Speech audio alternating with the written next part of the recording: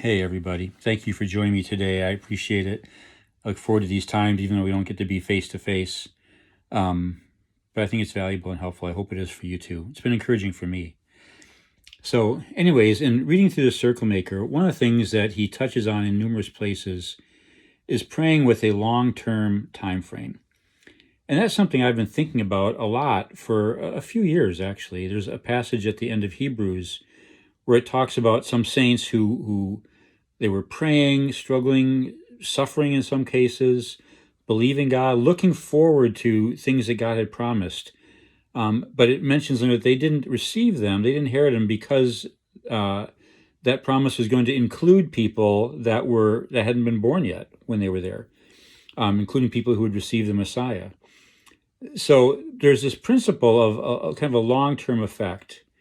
And I think that applies to prayer as well. I don't know about you, but I have a tendency to pray for what's immediate, like what's right in front of me today, this week, this month, maybe this year, but not really. I don't think out generations necessarily, or I didn't used to.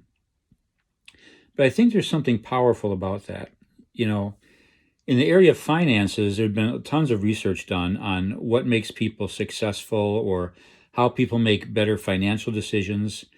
And one of the things they've discovered is that the time frame people use when they make decisions really makes a difference.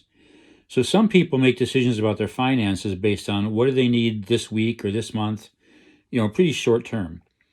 But others will make decisions about their finances, about their spending and earning and saving and plans, all those kind of things, looking out 10, 20, 30, 40 years even. 20-year-olds who start thinking about retirement. And some people, very few, actually think about generations out. What they found in their studies is that the longer time frame people used in making their decisions, the better decisions they made, and the more prosperous they ended up being. I have a suspicion that what's true of finances is true in prayer also. And I don't know if it makes us more successful, but that as we look farther out, our prayers will make a bigger difference, or that it's important for us to think long-term instead of short-term. And as I've engaged with that and thought about that, it's changing some of the ways that I pray. Some of you have heard me share this before. I've been diligent about praying for my children and grandchildren, but I don't stop there. I'm actually praying out 7 generations. So my grandkids,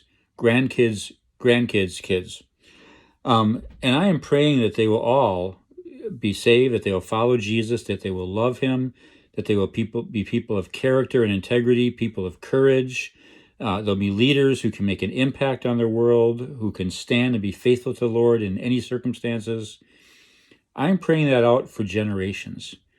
And I'm motivated in that partly by some things in the Old Testament related to King David. If you read about King David, God gave him and his family some amazing promises. But if you track through, there are times in David's family line, like 11, 12, 13 generations later, that the king, that God said to the king, I'm doing this for David's sake. And there were a couple that were bad kings that were screwing up, and God said, basically, I'm not going to punish you the way you should be punished for David's sake. Now, there's what David did many generations before benefited his heirs.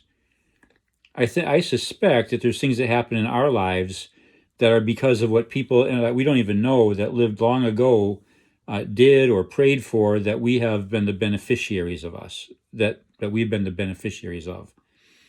Well, I want to give that same gift to my heirs, my legacy, my great grandkids. So I'm praying for them along that line.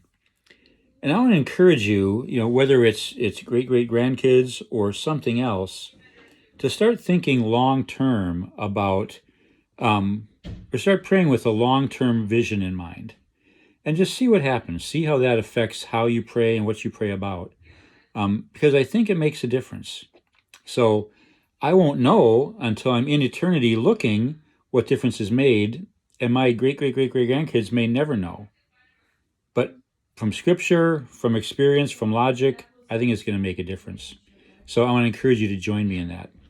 On that note, God bless you. Have a great rest of your day. Bye now.